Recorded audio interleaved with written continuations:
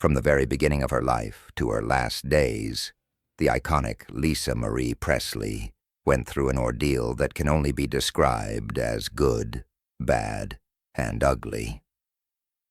Her life was certainly filled with a roller coaster of uneven events. One would say Lisa faced a lot of pressure, especially being born to celebrity parents. However, none of these setbacks prevented her from living her life to the fullest. Still, you'd think that her life was a bed of roses, but it was nowhere close. Right before her death at the age of 54, Lisa Marie Presley finally admitted what we all suspected for the longest time. What did she admit to? Join us in the video as we find out. Before we delve in, let's take a proper look at her life growing up and the challenges she had to overcome. Early life of Lisa Marie Presley. Lisa Marie Presley, the daughter of the legendary Elvis Presley and Priscilla Presley, was born on the 1st of February 1968 in Memphis, Tennessee. Growing up, she lived at Graceland, her dad's famous mansion, until she was about 4 years old. Then her parents split up, and she and her mom moved to Los Angeles. Although her parents got divorced, she stayed in touch with both of them, dividing her time between Memphis and LA. She primarily stayed with her mother in California, but also spent a lot of time with her father at Graceland in Memphis, Tennessee, from the time of their divorce until his death in August 1977. Of course, as the only child of the great Elvis and Priscilla, Lisa, unsurprisingly, went on to have a successful career in music. However, her venturing into music marked a point where things began to get tough for her. She had to deal with some pretty tough stuff growing up, especially the fact that her father passed away when she was still quite young. She started experimenting with substances and eventually dropped out of high school. After her dad passed, she went to her first rock concert, and there she ran into the awesome band Queen. They were playing in Englewood, California, at a place called The Forum. At the end of the show, Lisa actually went up on stage and presented Freddie Mercury, the lead singer, with a scarf. It was a special moment for her because the scarf belonged to her dad. The concert itself was pretty epic, too, with all the cool theatrics and everything. Epic stage moments aside, Lisa's life on the home front was particularly challenging due to some of her mother's actions. Her mom started dating an actor named Michael Edwards, a decision which may have been great for her mother, but definitely wasn't for Lisa. And it turns out that between the ages of 12 and 15, Lisa had an extremely terrible experience which she didn't disclose until a few years later in an interview in 2003, alleging that Edwards, who was frequently intoxicated, would enter her room and do cruel things to her. As you'll learn, these dark occurrences impacted Lisa's life and were only one of many obstacles she faced in her personal life. So what is this thing Lisa Marie Presley finally admits? Keep watching to find out. Lisa Marie's bond with her father. It would be impossible to talk about Lisa and not mention how much her father influenced her. She grew up surrounded by and familiar with the entertainment industry thanks to her incredible father, Elvis Presley, who was an iconic figure in 20th century music. Known as the King of Rock and Roll, Elvis left a lasting legacy through his songs, movies, and devoted fan base. Lisa Marie, being his only child and a direct descendant, played a crucial role in preserving and managing his legacy. Curiously, despite Elvis's busy schedule, he was actively involved in Lisa Marie's life. She often accompanied him to concerts and other outings, and he even brought her on stage to join him a few times. However, as Elvis's career took off, his time at home became limited, and Lisa spent more time with her grandmother and mother. She grew up in the shadow of her father's fame, and this had its ups and downs. On one hand, she had access to a life of privilege and glamour, but on the other hand, she had to deal with the constant intrusion of the media into her personal life and constant comparisons to her father. The comparisons arose because Lisa inherited her father's love for music. She became his student, learning from him as he played the guitar and piano. In an article, she mentioned how Elvis was her fashion icon and went above to show her the ropes. He also encouraged her musical interests from a young age, leading to Lisa composing music early on. The sudden and shocking loss of Elvis deeply impacted her. This loss was compounded by the fact that Lisa was one of the first people to discover his lifeless body in the bathroom at Graceland. It took time for her to come to terms with the fact that he was gone, and having that image of him couldn't have helped with the pain. However, despite this, she often looked back fondly on her father's unconventional parenting style. In an interview with ABC News, she recalled how he would wake her up to sing and even jump on the table with her. In her words, "I remember my dad as a very exciting dad." Now, who exactly was Elvis Presley without his daughter's description? Let's find out. Elvis Presley, the king of rock and roll. Elvis Aaron Presley was born on January 8, 1935, in Tupelo, Mississippi, to Vernon, 1916 to 1979, and Gladys Love, niece Smith, 1912 to 1958. Presley, Elvis's twin, Jesse Guerin, was delivered 35 minutes earlier and was stillborn. Presley grew close to both parents, especially his mother. The family attended an Assembly of God church where he first found inspiration for music. Vernon moved between various odd jobs, and the family often relied on neighbors and government food assistance. In 1938, they lost their home after Vernon was convicted of altering a check and spent 8 months in jail. Presley's family moved to Memphis, Tennessee when he was 13. His music career began there in 1954 at Sun Records with producer Sam Phillips, who aimed to bring the sound of African-American music to a wider audience. Presley on guitar, and accompanied by lead guitarist Scotty Moore and bassist Bill Black, pioneered rockabilly, an up-tempo, backbeat-driven fusion of country music and rhythm and blues.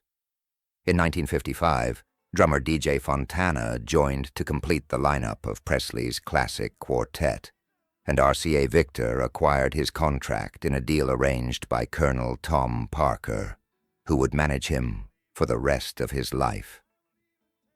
Presley's first RCA Victor single, Heartbreak Hotel, was released in January 1956 and became a #1 hit in the United States. Within a year, RCA Victor would sell 10 million Presley singles. With a series of successful television appearances and chart-topping records, Presley became the leading figure of the newly popular rock and roll. However, his performative style and promotion of the then marginalized sound of African Americans led to him being widely considered a threat to the moral well-being of white American youth. In November 1956, Presley made his film debut in Love Me Tender. Drafted into military service in 1958, he relaunched his recording career 2 years later with some of his most commercially successful work.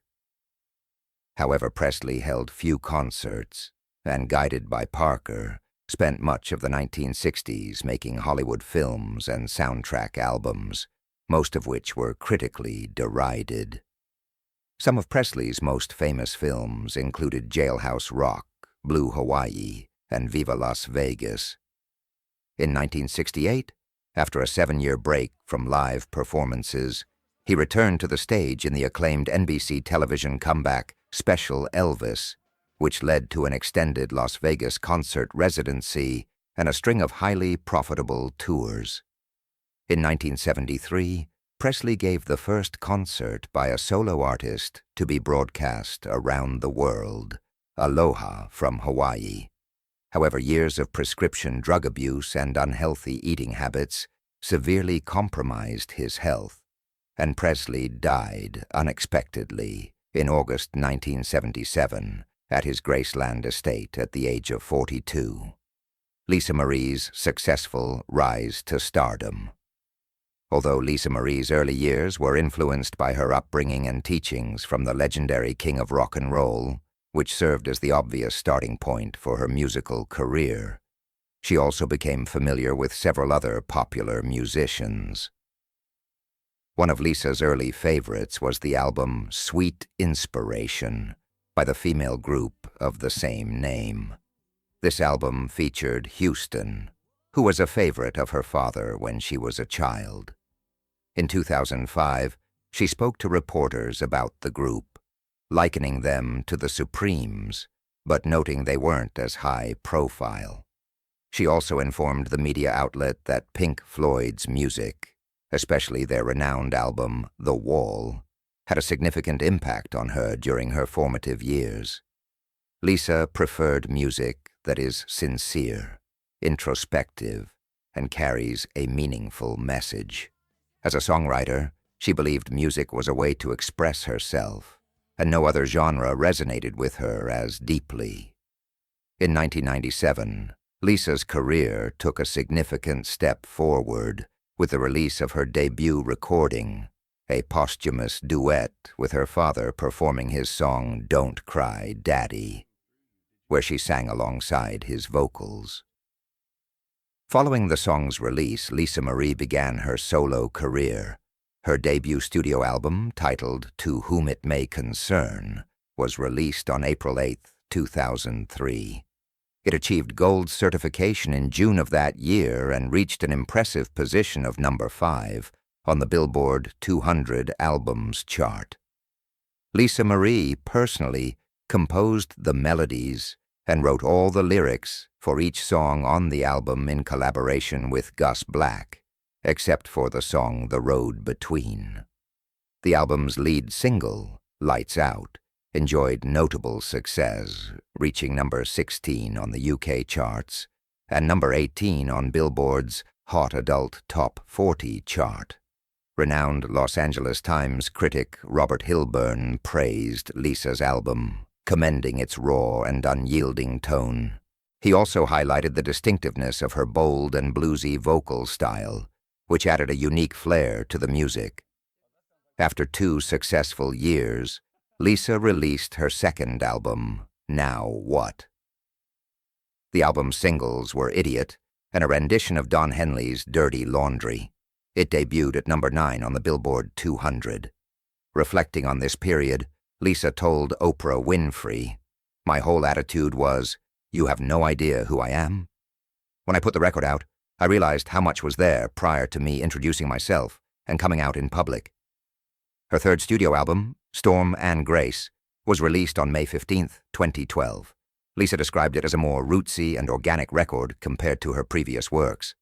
Grammy and Oscar winner T-Bone Burnett handled production duties for the album.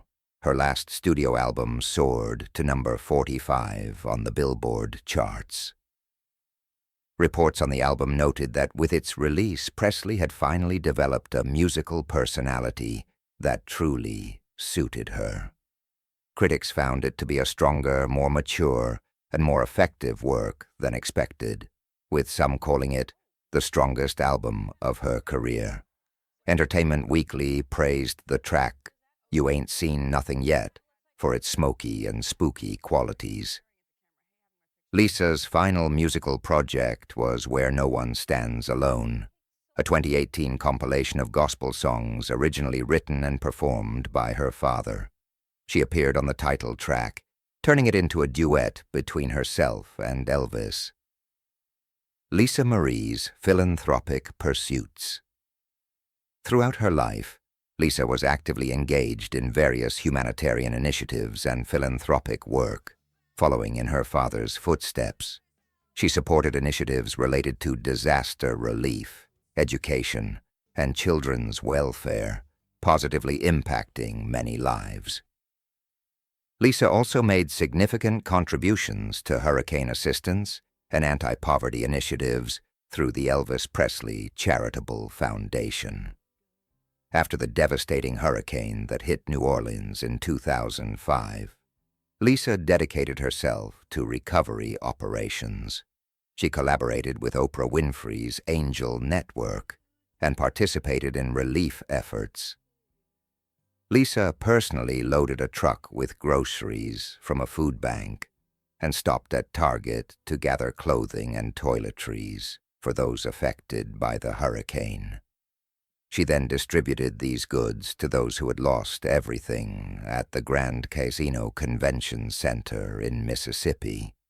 Her efforts were deeply appreciated by the evacuees who expressed gratitude for her assistance during such a challenging time. Lisa also extended her aid to her hometown of Memphis, Tennessee, driven by a strong desire to help.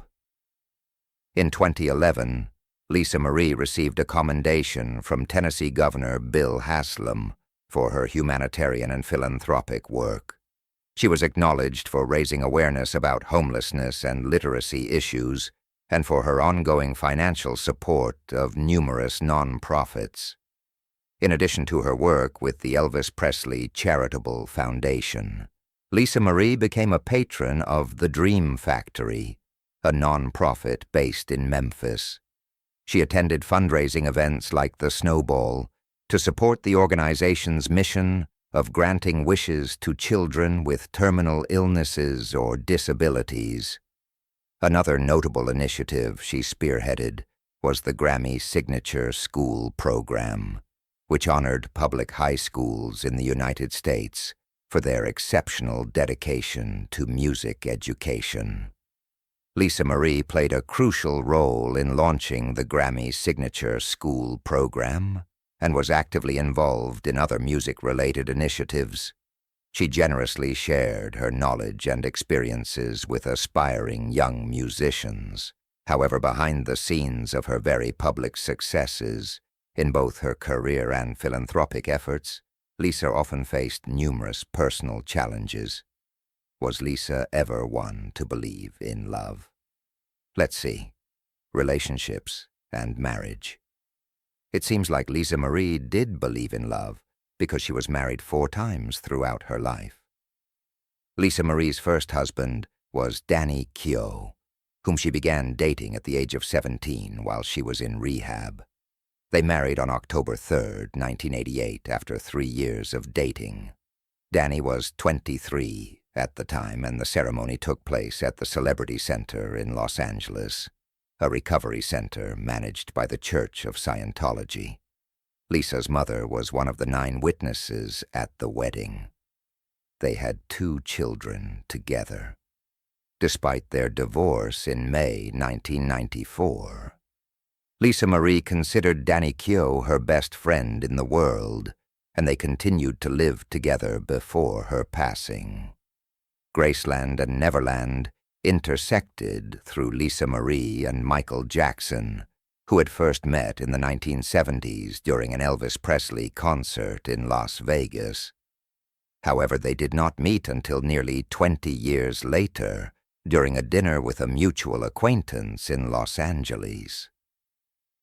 Although they quickly became close friends and spoke on the phone frequently, their connection wasn't initially romantic. Their romance began shortly after Michael Jackson became embroiled in allegations of inappropriate advances toward a 13-year-old in the summer of 1993. Lisa provided support during the investigation, and he eventually proposed to her over the phone later that year.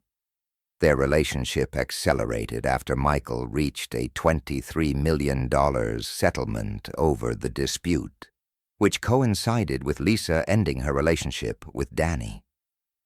The lovebirds took a private plane to the Dominican Republic for an impromptu wedding, tying the knot just 20 days after Lisa Marie finalized her divorce from Danny.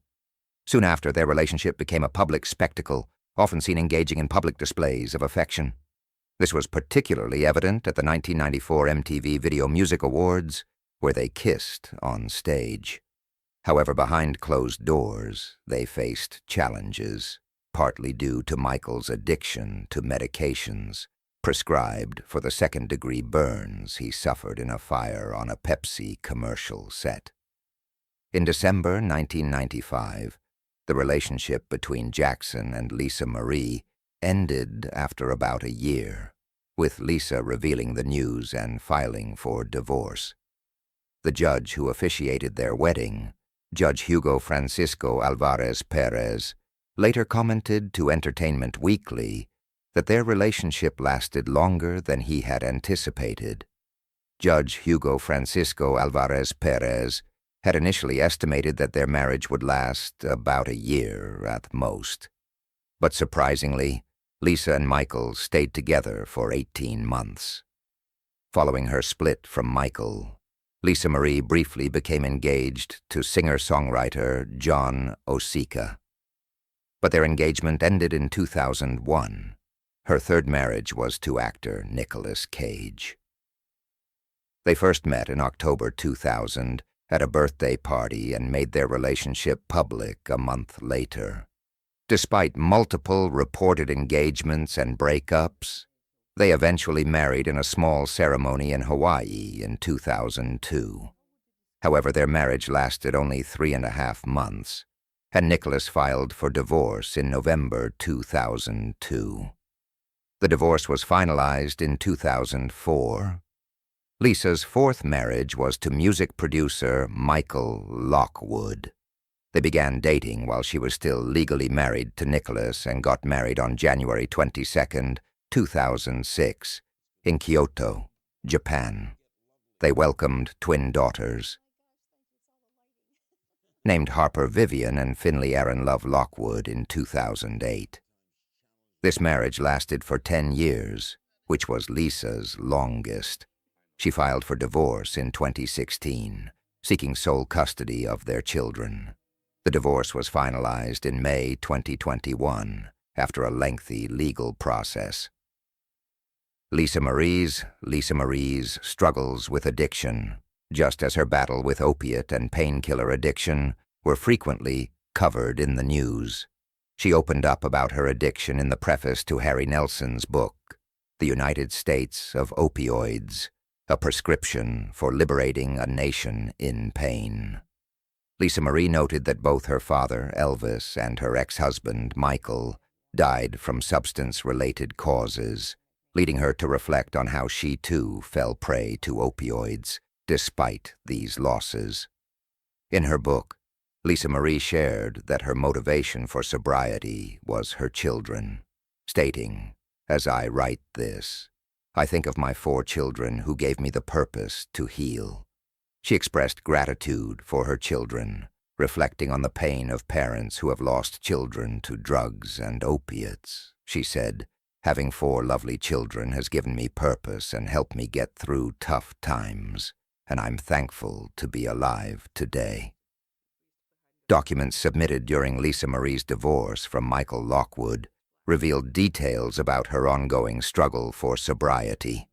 Despite her efforts to keep her addiction private, concerns about her recovery were voiced, particularly by Michael Lockwood, who feared she might relapse, especially after the passing of her son, Benjamin Keogh, in 2020. Benjamin was known to have also battled with substance abuse. At the age of 27, Benjamin took his own life, which left Lisa extremely devastated by her son's unexpected death. Still wondering what exactly Lisa Marie admitted, "Keep watching to find out." Facing financial difficulties, the challenges in Lisa's personal life were further compounded by struggles regarding the mismanagement of her finances. In 2018, Lisa Marie filed a lawsuit against her former business manager, Barry Siegel, accusing him of mishandling her wealth and leaving her in substantial debt. She claimed that Siegel's actions and financial mismanagement had depleted her inheritance, leaving her with only a fraction of the fortune she had inherited. The lawsuit alleged negligence, breach of fiduciary duty, and other financial misconduct. The legal battle lasted for several years and added to the strain on Lisa. Additionally, Lisa Marie faced challenges related to her own spending habits and lifestyle, which further complicated her financial situation.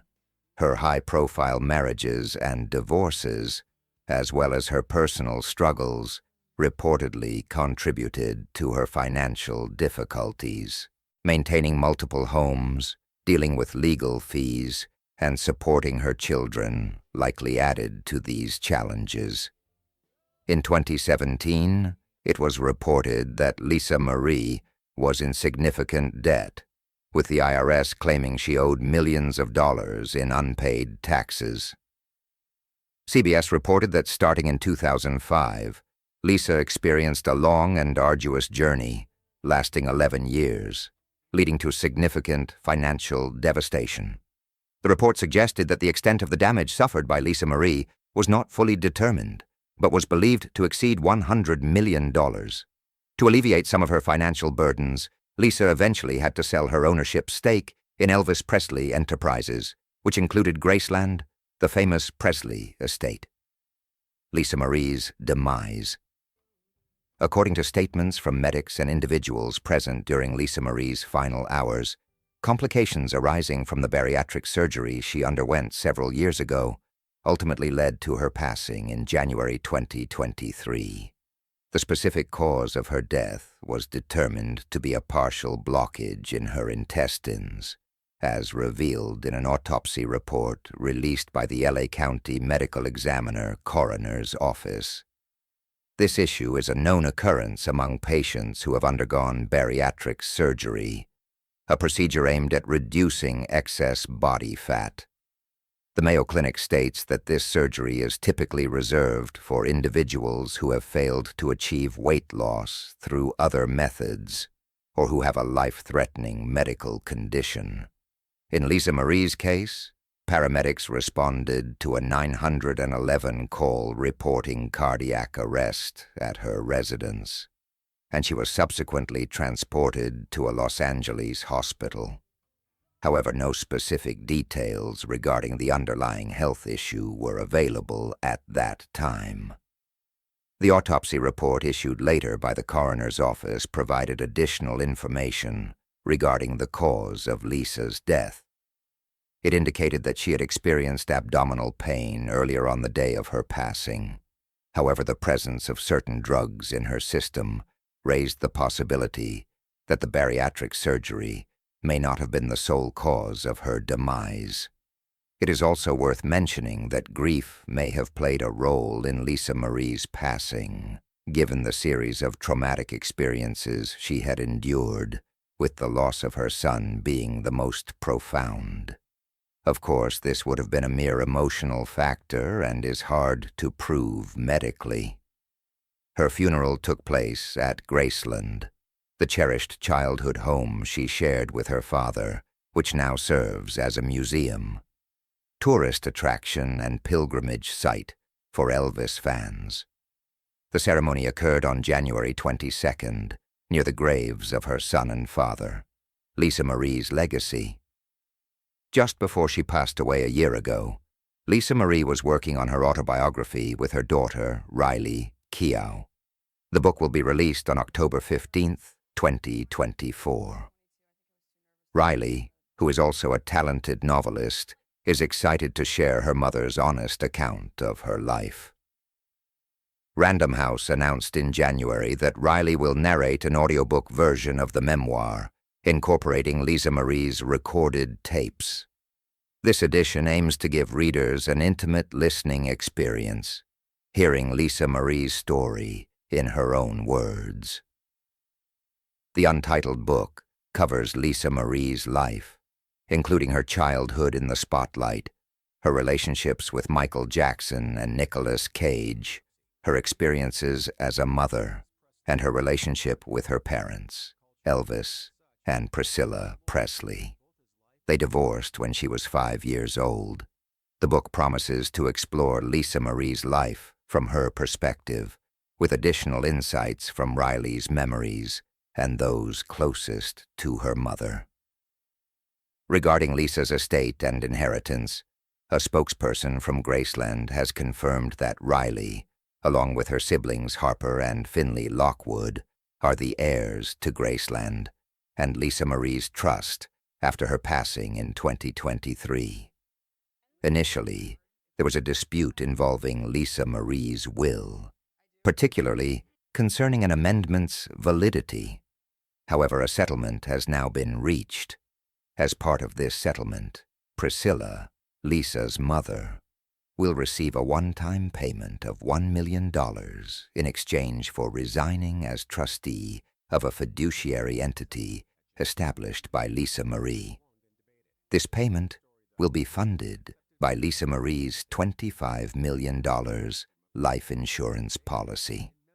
Additionally, Priscilla will receive $100,000 annually while serving as a special advisor to another trust. Lisa Marie's half-brother, Keo, will become the sole trustee of her estate.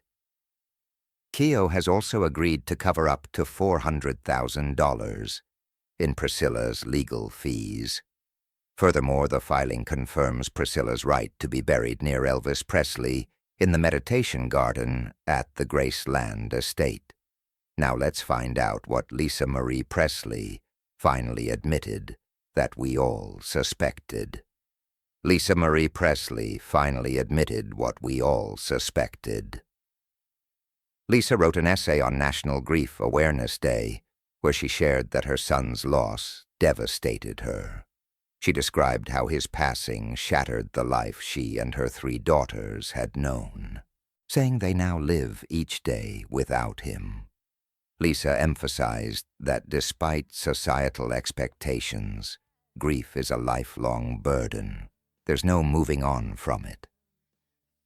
In an editorial for People in August 2022, she reiterated that losing her child was overwhelming, and she couldn't simply shake off the pain and sorrow. However, she made a conscious choice to continue for the sake of her daughters. Riley, who was 33, and her twins, Finley and Harper, who were 14 at the time. According to the Los Angeles County Medical Examiner's Office, as reported by Fox News, Benjamin took his own life with a gun. Friends of Ben spoke to reporters after his death, discussing his battle with depression. As Elvis Presley's grandson, he faced societal pressure to excel in entertainment. Musician Brandon Howard, a friend of Benjamin's, shared that the pandemic and isolation weighed heavily on Ben, contributing to his depression. Lisa, after her son's passing, fondly remembered him, calling him the sweetest and most incredible person she had ever known. She noted how much he resembled her father, Elvis, which both amazed and troubled her deeply. Lisa felt the weight of his loss every single day. Understanding this, it becomes clearer why she was so devastated by his passing. Her father's struggles with addiction had deeply impacted her life, leading her into a period of self-destructive behavior during her teenage years. Lisa also had a challenging relationship with her mother over religion. Despite being introduced to Scientology by her mother at a young age, Lisa reconnected with the church at 17 after a troubled period involving substance use. She recalled her mother taking her to the Scientology Center late at night while she was intoxicated, believing she would be safer there. After being clean for several years, Lisa faced a resurgence of her opiate addiction following the birth of her twin daughters, Vivian and Finley, in 2008. According to the Daily Mail, she sought treatment in rehab on at least 5 occasions as she battled with substance addiction.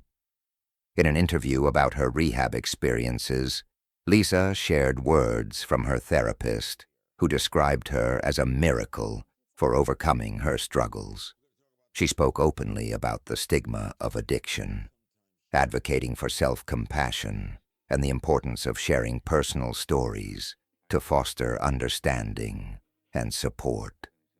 How would you describe Lisa Marie's life, and what are your thoughts about the real cause of her death? Let us know in the comments section below. Thank you for watching this video. We hope you found it interesting. Tap on the link that pops up on your screen to catch up on your favorite celebrities' stories. See you there.